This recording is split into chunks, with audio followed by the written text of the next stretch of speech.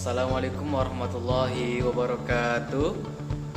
Perkenalkan, nama saya Dasuki Rahman. Saat ini saya menjadi mahasiswa di Sekolah Tinggi Agama Islam Sultan Syarif Hasim-Siak, program studi Ekonomi Syariah, dan sekarang sedang menempuh di semester 4. Baiklah teman-teman, kembali lagi bersama saya di sini Dasuki Rahman akan mempresentasikan tugas ujian tengah semester yang langsung dibimbing oleh dosen kami tercinta, yakni Ibu Yesi Septri Mandona. Baiklah, let's go guys, kita lanjutkan. Baiklah kawan-kawan semua yang dirahmati oleh Allah Subhanahu wa Ta'ala, langsung saja kita lanjut untuk membahas materi yang sudah saya jelaskan di awal. Yang pertama ada segmenting, yang kedua itu targeting, lalu yang terakhir yaitu tentang positioning.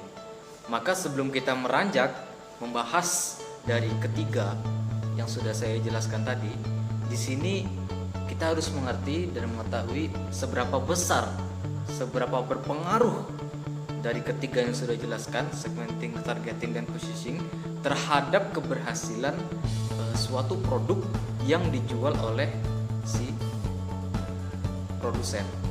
Ya, baiklah. Yang pertama saya akan membahas tentang segmentasi atau segmenting. Jadi kita melihat dari kasus yang sudah beredar, contohnya di suatu pasar itu hanya menjual produk jam tangan. Ya, di pasar itu hanya menjual produk jam tangan. Jadi segmennya itu di dalamnya walaupun hanya jam tangan, tetapi segmennya itu berbeda. Nah, apa itu segmen? Kita ikuti terus ya. Jadi di dalam segmentasi pasar jam tangan itu terbagi menjadi beberapa kelompok. Yang pertama itu ada kelompok jam tangan harga rendah. Lalu yang kedua ada jam tangan harga menengah. Lalu jam tangan dengan harga menengah ke atas, jam tangan dengan harga mewah, dan jam tangan dengan mewah eksklusif. Nah, makanya di sini disebutkan bahwa adanya segmentasi yang berbeda, artinya ada berbagai kelompok-kelompok yang di dalamnya. Baiklah. Baik, selanjutnya adalah segmentasi ini dibagi menjadi 3. Baik, saya akan menjabarkan satu persatu dari macam-macam dari segmentasi. Yang pertama, yakni segmentasi demografis. Segmentasi demografis ini biasanya dia lebih kepada peminat, artinya dia pria ataukah wanita. Jadi di dalam suatu pasar itu mereka menjual jam produk dengan segmentasi secara demografis, artinya apakah si penjual ini hanya menjual jam tangan yang diminati oleh wanita, ataupun juga sebaliknya jam tangan yang hanya diminati oleh si pria. Hal ini juga berpengaruh terhadap umur ataupun usia, mulai dari 25 sampai 60. Nah, ini juga masuk ke dalam segmentasi demografis. Lalu yang kedua adalah segmentasi geografis. Ya, kalau yang pertama itu demografis, ingat demografis ya. Yang kedua itu geografis. Nah, secara geografis dia akan menyasar kepada maju rata-rata penduduk atau berpenghasilan tinggi, seperti misalnya di daerah saya itu masyarakat memiliki usaha yang tinggi, mulai dari bertani, bercocok tanam sampai berkebun. Bervarian, ada yang gaji per bulan, ada yang gaji per minggu, bahkan harian juga ada. Makanya di sini dilihat dari geografis, bagaimana letak penduduk yang ada di pasar yang kita jual ataupun segmentasinya. Jadi hal ini juga berpengaruh terhadap penduduk yang berpenghasilan tinggi, seperti itu. Lalu yang ketiga adalah segmentasi psikografis. Jadi segmentasi psikografis ini adalah dia menekankan kepada kehidupan yang mewah, ya, atau maskulin dan gaya hidup yang sporty. Ya. Jadi yang sudah saya sampaikan tadi bahwa di dalam segmentasi pasar jam tangan itu ada segmentasi pasar mewah, artinya segmentasi pasar jam tangan mewah ataupun eksklusif. Nah, ini dia masuk ke dalam segmentasi psikografis, bagaimana si kegiatan yang ada di pasar tersebut itu lebih menekankan kepada yang hal-hal mewah, maskulin ya, harga gaya hidup yang sporty, yang bagus gitu, yang sport kekinian seperti ini. Baik, itu tadi masalah tentang segmentasi. Lalu selanjutnya kedua, targeting ataupun yang kita sebut target.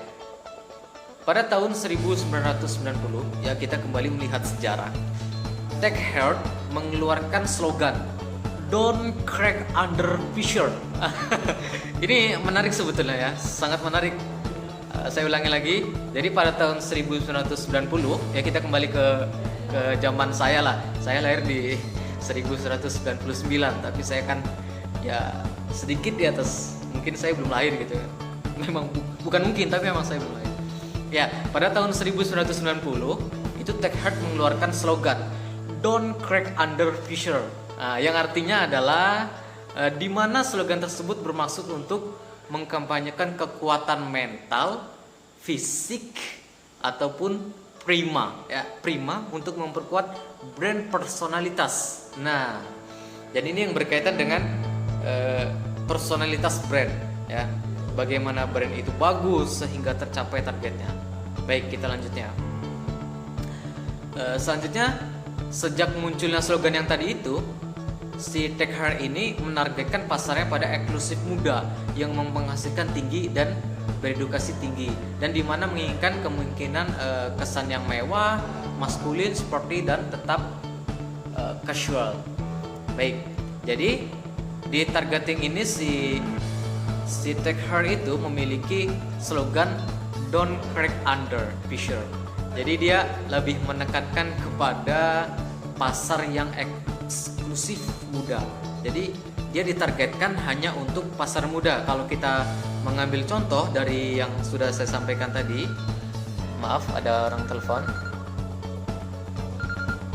Ya, yang saya sampaikan tadi di atas bahwa ada segmentasi jam tangan menengah ke atas, artinya eksklusif. Nah, si TechHeart ini mengambil segmentasi jam kelas menengah ke atas, lalu mengambilkan target dengan eksklusif muda yang berpenghasilan tinggi. Jadi seperti ini.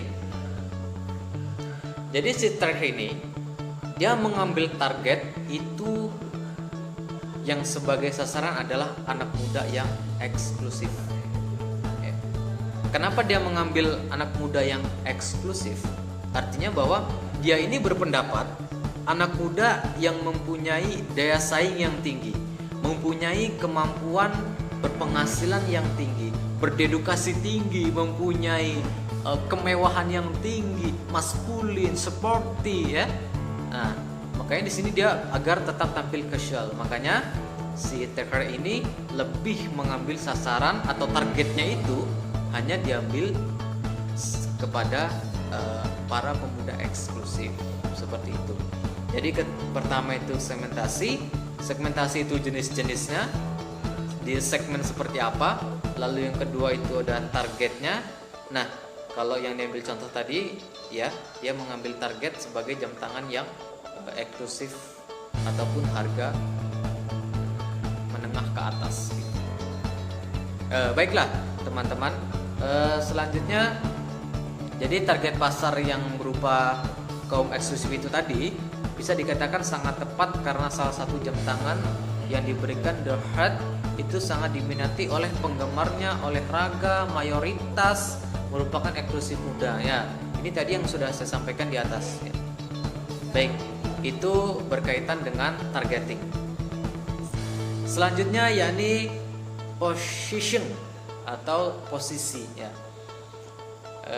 Jadi ketika kita memasarkan sebuah produk, ini bahasa mudahnya saja ya. Ketika kita memasarkan sebuah produk, kira-kira kita ini tepat atau tidak dalam menjual produk yang kita buat. Makanya posisi ini juga sangat berpengaruh. Sebagai contoh ya, ini melenceng dari jam tangan tadi ya, tapi saya mengambil contoh dari ketika saya membeli aset yang berupa tanah di lokasi yang berdekatan dengan kuburan misalnya. Nah, maka ditargetkan ini ke depan tidak akan menaik sangat tinggi ataupun sangat gratis harganya ketika dijual. Bahkan sebaliknya, dia akan turun gitu ketika kita akan menjualnya. Lalu ketika saya membeli tanah yang posisinya ini sangat strategis, misalnya di sampingnya itu ada Alfamart, di sampingnya itu ada Bank BRI ataupun Bank Muamalah dan bank lainnya, lalu di jalan umum, lalu transportasi juga banyak yang melalui di sana, maka prospek kedepannya dalam 1 ataupun 2 tahun ke depan ini saya akan mendapatkan target yang sesuai seperti itu. Makanya di sini yang berpengaruh adalah berkaitan dengan posisi.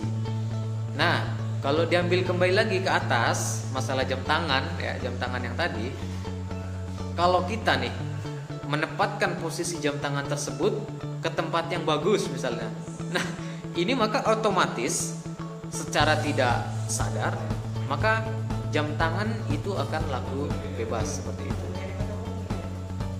Baik, selanjutnya dengan berbagai iklan maupun kampanye yang mengusir tema maksud.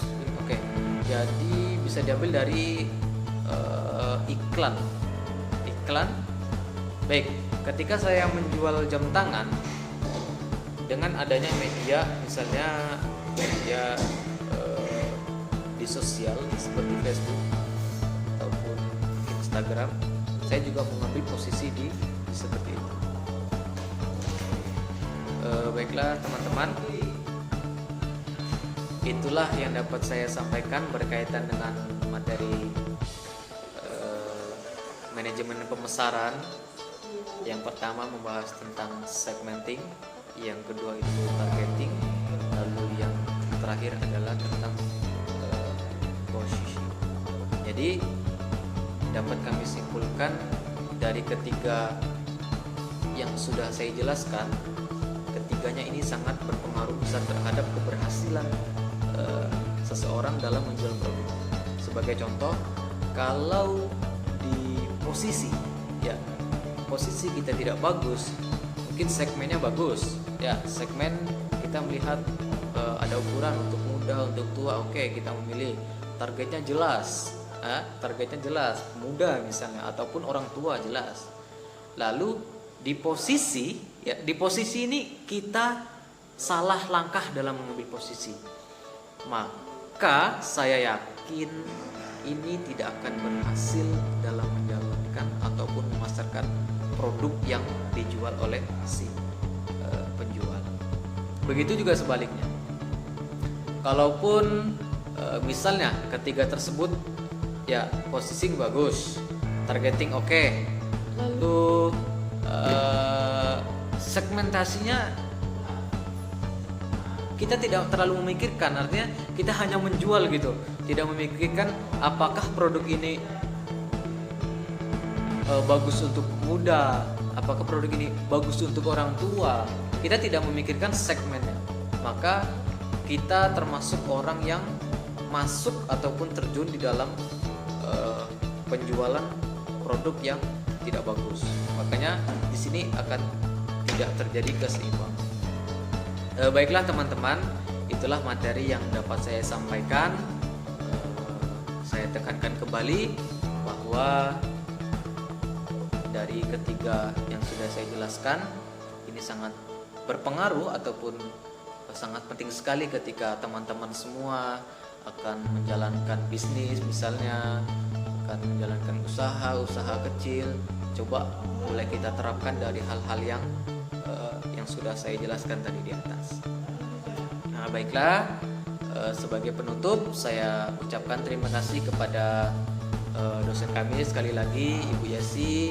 Mudah-mudahan sehat selalu, senantiasa diberikan kelancaran rezekinya, diberikan umur yang panjang, serta terhindar dari malapetaka yang seperti marak pada kita, yaitu COVID-19. Serta saya juga berterima kasih kepada teman-teman saya, rekan-rekan saya, Bujang Ekonomi Syariah, ya perlu saya kenalkan. Ya, perlu saya kenalkan nanti di segmen berikutnya. Kita bahas segmen. Jadi segmen ini bukan hanya untuk pasar, tapi segmen ini bisa diterapkan di berbagai bidang seperti itu. Makanya segmen sangat penting ya saya katakan tadi. Baik, nanti saya akan bahas di video selanjutnya. Siapa saja sih teman saya yang selama ini mensupport saya, teman yang selalu membantu saya, teman yang selalu ada ketika saya susah, teman yang ada ketika saya membutuhkan, ya. Baiklah, sekali lagi saya ucapkan terima kasih kepada semuanya, kepada rekan-rekan, dan saya akhiri billahi taufiq wal hidayah. Assalamualaikum